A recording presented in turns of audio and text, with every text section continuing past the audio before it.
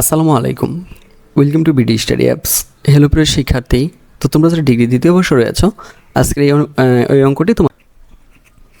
তো আমাদের Facebook group হচ্ছে যেটা BD study apps by Abdullah, আর আমাদের ফেসবুক পেজ হচ্ছে যেটা বিডি স্টাডি অ্যাপস। তো তুমি চাইলে এগুলোতে অ্যাড হয়ে যেতে পারো। তো অ্যাড হলে আমাদের সম্পর্কে অনেক কিছু জানতে পারবা। আমাদের জন্য তো আমরা করছি হিসাবে চতুর্থ পত্রের সিকিউরিটি সুদ খাতে মোট আয় নির্ণয় এই অধ্যায় থেকে। তো অঙ্কটা বোঝার চেষ্টা করো। তো ইতিপূর্বে আমি তোমাদেরকে 5টা অঙ্ক করে ফেলছি, তো আশা করছি আমরা 6 নম্বর অঙ্কটি। তো চলো শুরু করি। তো তোমরা এখান থেকে অনেক কিছু বুঝে গেছো, যেমন করমুক্ত সরকারি সিকিউরিটির সুদ এটা যেটা আছে এটা সম্পূর্ণ অকরদার্য হয়ে যায়, জিরো কুপন বন্ডের সুদ সম্পূর্ণ অকরদার্য হয়ে যায়। ঠিক আছে, তো চলো আমি তোমাদেরকে তবুও দেখিয়ে দিচ্ছি। তো তারা আমাদেরকে 1 নম্বর দিয়েছে করমুক্ত সরকারি সিকিউরিটির সুদ 30,000 টাকা।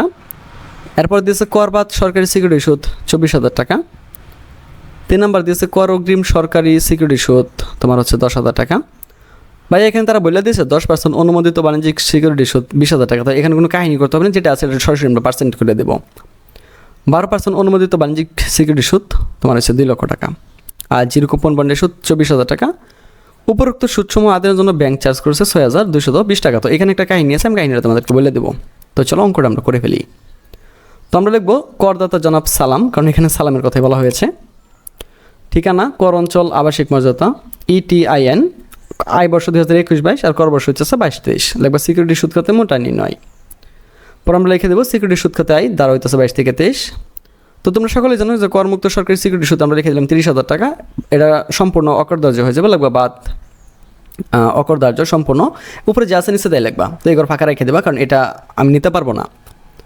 পর দেখো কর বাদ সরকারি সিকিউরিটি সুদ। আমি তোমাদেরকে একটা কথা বলছিলাম যে কর বাদ কথাটা পাও, এটারে তুমি যেটা করবা 100 দ্বারা গুণ করবা, 80 দ্বারা ভাগ করবা।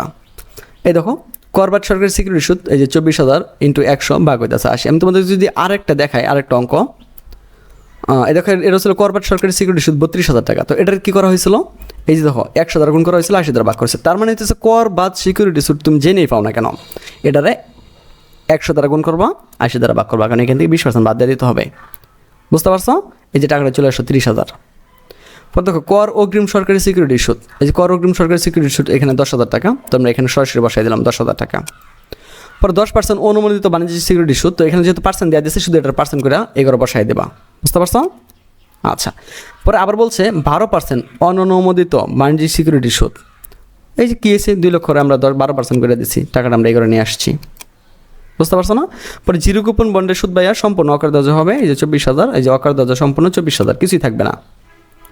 তো এই সবগুলো যোগফল ফেললাম আমরা 84,000। তো আমাদের কাছে আরেকটা জিনিস আছে, সেটা হচ্ছে এই যে সুদগুলো আদায় যে করছে এর জন্য ব্যাংক কী করছে 6,520 টাকা চার্জ করছে। এই যে এখন 6,520 টাকা চার্জ করলো, এটা কীভাবে করলো একটু দেখিয়ে দিচ্ছি। দেখবে ব্যাংক চার্জ এই যে 6,520 টাকা। তো এই 84,000 এটা কোথাও পাইলাম একটু দেখাই দিচ্ছি। লাগবা ব্যাংক কর্তৃক মোট সুদ আদায়, এই যে যতগুলো সুদ তারা আদায় করছে। বুঝতে পারছো? 1,38,000 টাকা হয়েছে। 30,000 স্যার এটা কোনটা? এই যে দেখো এটা ছিল একটা, এই যে 30,000, এই যে 30,000, ঠিক আছে। পরে 10,000, এই যে 10,000, এই যে 20,000, পরে 24,000, এই যে 24,000, জিরো কুপন বন্ডের সুদ ভাইয়া এটাও নিতে হবে। হ্যাঁ, এই যে 24,000, সবগুলোর যে আমরা যোগ করি তাহলে আমরা 1,38,000। এখন চার্জযোগ্য সুদের পরিমাণ, চার্জযোগ্য সুদের পরিমাণ শুধু আমার হইতেছে এই যে এইগুলা 30,000, 10,000, 20,000, 24,000। দেখছো ওইসব কত আমার 84,000। বুঝতে পারছো? এখন আমরা যেটা করবাম, এই যে টাকাটা যে ব্যাংক চার্জ করলো এটা 84,000 দ্বারা আমরা কী করবাম বলো, গুণ করবাম। আর টোটাল যেটা ছিল ওটাতে আমরা ভাগ করাম। এই টোটালটা দ্বারা এই টোটালটা দ্বারা আমরা ভাগ করে দিব। ভাগ করে দিলে যত হবে সেটার আমরা 11 বসাই দেবো, শুধু ব্যাংক চার্জটা আমরা বাদ দিয়ে দিব। ব্যাংক চার্জটা আমরা মানে এই যে ব্যাংক চার্জটা আমরা সম্পূর্ণ ব্যাংক চার্জের পরিমাণটা বের করলাম 3,969 টাকা। উপরটা থেকে নিচে দেখালে আমরা বাদ দিয়ে দিলাম, যেটা বেড়ে আমগর উত্তর। পরে শুধু লিখে দিই করমুক্ত সরকারি সিকিউরিটি সুদ সম্পূর্ণ অকরদার্য, এই যে একটু লিখে দিও যে সম্পূর্ণ অকরদার্য। আর যে জিরো কুপন বন্ডের সুদ সম্পূর্ণ অকরদার্য, জাস্ট এই দুটো লিখে দিও, আর বাকিগুলো লেখার দরকার নাই। আর যদি এগুলো বুঝতে সমস্যা হয় এগুলো একটু দেখে নিও তাহলেই হবে। তো আশা করি অঙ্কটা তোমরা বুঝতে পারছো, 2 থেকে 3 বার ভালো করে দেখে নিও। তো আশা করি আর কোনো সমস্যা থাকবে না।